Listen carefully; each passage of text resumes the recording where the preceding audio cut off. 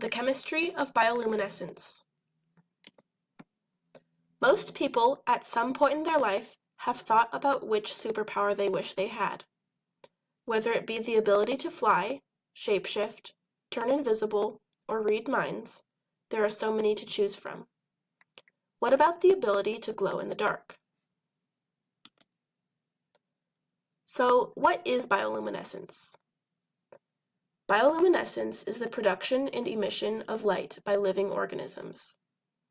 This ability is common in marine life and some insects, like deep-sea fish and fireflies. According to the National Oceanic and Atmospheric Administration, or the NOAA, approximately 90% of animals living in the open ocean below 500 meters deep exhibit bioluminescence. Bioluminescence is quite prevalent in marine species, and many of them use it as a way to lure their prey or communicate messages like warding off predators and attracting mates. Bioluminescence occurs as a result of a chemical reaction that takes place within organisms. A large variety of species have evolved the ability to bioluminesce, but different species use different chemical methods to perform the same function. In this video, we will explore the chemical processes that allow organisms to synthesize their own light and appear glowing. We will analyze how these processes vary between species to produce different forms and functions of bioluminescence. Even though different organisms bioluminesce through slightly varying methods, the general chemical process that takes place is an oxidation reaction within the organism. The reaction requires a type of compound called a luciferin, which is responsible for the emission of light. In order for the reaction to occur, the luciferin must be oxidized by oxygen molecules and bound by a specific catalyzing enzyme called luciferase. These molecules come together to form a complex called a photoprotein. When in the presence of a charged ion, usually calcium, and powered by ATP, the photoprotein reacts to produce an inactive oxyluciferin and visible light.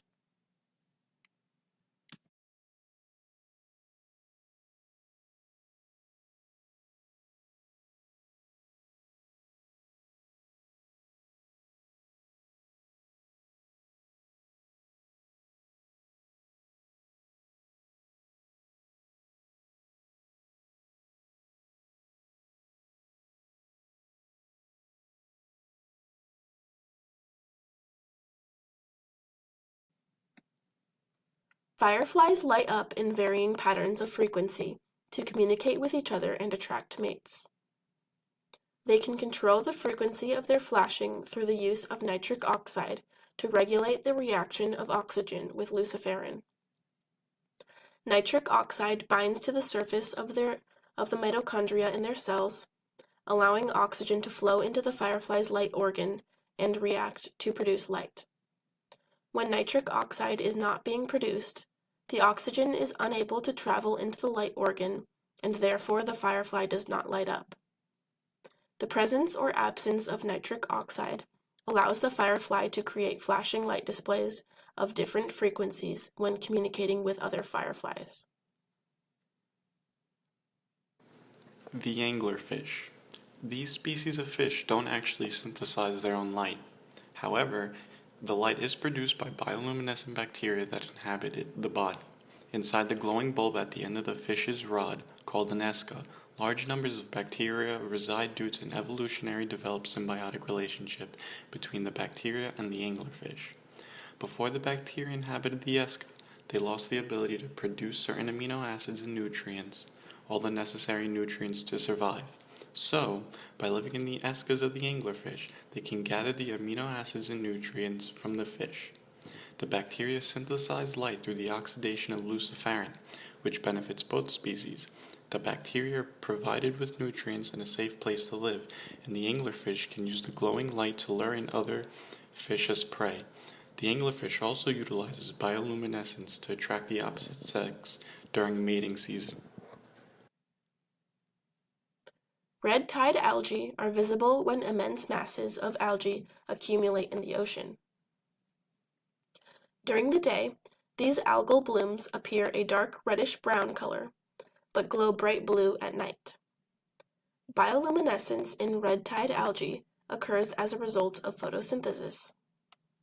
Dinoflagellates, a type of algae, photosynthesize sunlight during the day. The luciferin within these organisms acts similarly to chlorophyll in the process of photosynthesis, so the more sunlight that the dinoflagellates absorb during the day, the brighter they will glow at night. Once the sun goes down, the algal the algae glows when the seawater is disturbed, like with the crashing of the waves. The crashing tide exposes the dinoflagellates to more oxygen, which causes the oxidation reaction of luciferin to take place and emit a glowing blue light. Bioluminescence in algae helps them by sending warning signs to potential predators to stay away. Colors. Organisms exhibit a variety of different colors of bioluminescent light, but the majority of them display blue or green light.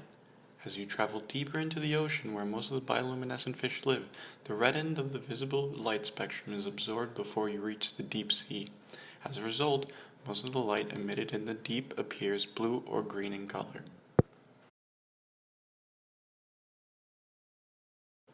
Through genetic engineering, we can already see a larger variety of color in bioluminescent organisms. Take glowfish, for example. Glowfish are a commercially produced brand of pet fish that bioluminesce. They are available in a variety of colors, including red, green, orange, blue, purple, and pink. Scientists have developed this type of fish by harvesting the naturally occurring fluorescent proteins from species in the wild. To make the green glowfish, the GFP gene, or green fluorescent protein gene, is extracted from the wild species and inserted into the genome of the commercial fish species. This gives the glowfish the ability to bioluminesce green. In the case of the red glowfish, scientists would simply insert the red fluorescent protein, RFP, instead of the GFP gene. Bioluminescence is a natural phenomenon that occurs as a result of chemical reactions within organisms.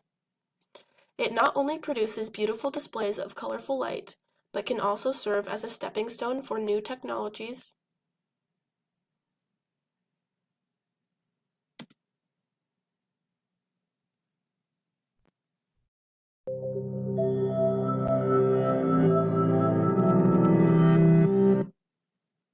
Remember the firefly? It can actually make itself glow. Inside its lantern are two chemicals, a luciferin and a luciferase. When firefly luciferase and luciferin mix together in the presence of oxygen and fuel for the cell called ATP, the chemical reaction gives off energy in the form of light. Once scientists figured out how the firefly creates its luciferase and luciferin, they used genetic engineering to make this light-producing reaction occur inside other living things that can't glow. For example, they inserted the genes, or instructions, for a cell to create firefly luciferase and luciferin into a tobacco plant. Once there, the tobacco plant followed the instructions slipped into its DNA and lit up like a Christmas tree. The beauty of bioluminescence, unlike the light from the sun or an incandescent bulb, is that it's not hot. It takes place in a range of temperatures that don't burn a living thing. And unlike a glow stick which fades out as the chemicals inside get used up, bioluminescent reactions use replenishable resources. That's one reason engineers are trying to develop bioluminescent trees. Just think, if planted on the side of highways, they could light the way using only oxygen and other freely available clean resources to run. Talk about survival advantage, that could help our planet live longer. Do you find yourself thinking of other ways to put bioluminescence to good use? That glow stick you swing at a rave may help you find a mate, but how else can bioluminescence improve your survival? If you start thinking in this way, you have seen the light.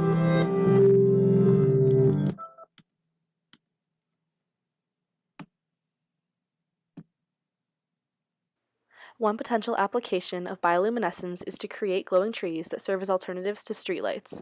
If successful, this technology would not only be ecologically friendly by reducing electricity use in cities, but it would also help the environment by implementing more plans to promote clean air. Scientists experimenting on this technology theorized that we could splice the gene that enables bioluminescence in organisms like fish and insects into the genome of specific trees.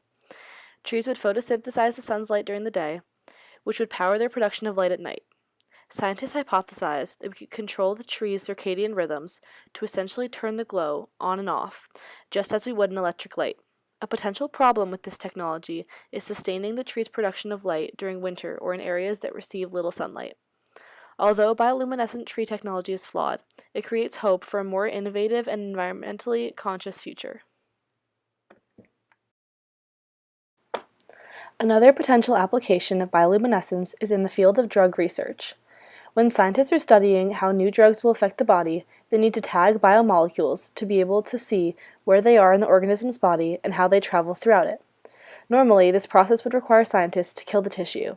However, if luciferin is inserted into the tissue, the biomolecules become bioluminescent markers, and the tissues can be kept alive. Bioluminescence could also be used in the farming industry. Researchers are currently experimenting with implementing bioluminescent genes into certain plant species to help farmers gauge the best way to raise their crops. Scientists believe that bioluminescence in crops could be used to indicate when plants require more nutrients or water. They could also change colors to green, yellow, or red to serve as a warning for early signs of plant disease or crop-destroying pest invasion. The glowing could also act as an indicator of peak size or ripeness, so that farmers know the most ideal time to harvest their crops.